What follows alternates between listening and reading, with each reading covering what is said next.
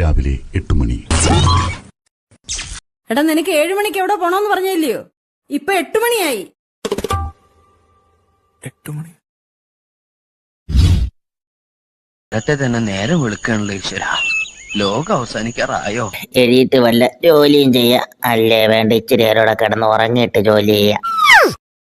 പണിയെടുക്കാൻ എന്നെ നിർബന്ധിച്ചിട്ടുണ്ടെങ്കിൽ ഞാനും എന്റെ പണി നോക്കി പോട്ടോ. അവനോടൊന്നും പറയണ്ട. അവനെ കൊണ്ട് ഈ കുടുംബത്തിന് എന്തെങ്കിലും ഉപകാരം ഉണ്ടാകുമെന്ന് വിചാരിക്കും. ഉച്ചയ്ക്ക് 1:45. വറുത്തമീൻ എടുക്കാൻ പോയ ചേച്ചി ഇത് ഏത് വഴി പോയ വറുത്തമീൻ കിട്ടിയില്ലെങ്കിലും കുഴപ്പമില്ലായിരുന്നു. ആ പച്ചച്ചോറെങ്കിലും കൊണ്ട് തന്നാ മതിയായിരുന്നു. വിശന്നിട്ട് കണ്ണാണാൻ വയ്യ. ഫുഡ് കഴിച്ചത് കൂടിപ്പോയിട്ട് ഇപ്പൊ കഴിക്കാതിരുന്ന കസേരയെന്ന് എഴുതിക്കാൻ പോലും പറ്റാത്ത അവസ്ഥയായല്ലേ. ഇനിയിപ്പൊ എന്തൊരു ചെയ്യും ഞാൻ? ഇനി മേലാ ഞാൻ വയററിയാതെ ഫുഡ് കഴിക്കൂലേ. വൈകിട്ട് 4:40.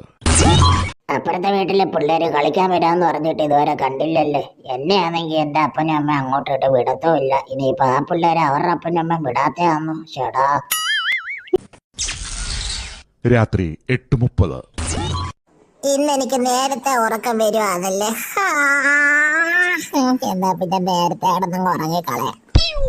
കുറച്ച് പേരുണ്ടല്ലോ എൻ്റെ വീഡിയോയ്ക്ക് ജസ്റ്റ് ലൈക്ക് മാത്രം അടിച്ചിട്ട് പോണേ. അവർ കമന്റ് ഒന്നും എഴുതില്ല. എന്താന്നൊക്കെ എനിക്കറിയാം. നിങ്ങൾക്ക് എഴുതാനും വായിക്കാനും അറിയാത്തോണ്ടല്ലേ. ഒക്കെ മനസ്സിലാക്കാനുള്ള ബുദ്ധി എനിക്കുണ്ട്. വണ്ടിനെ തേടും ഞാനൊരു പൂവിൻ മുട്ട്, നീ വന്നിരിക്കാമോ എന്റെ കോമള മുഖത്ത്.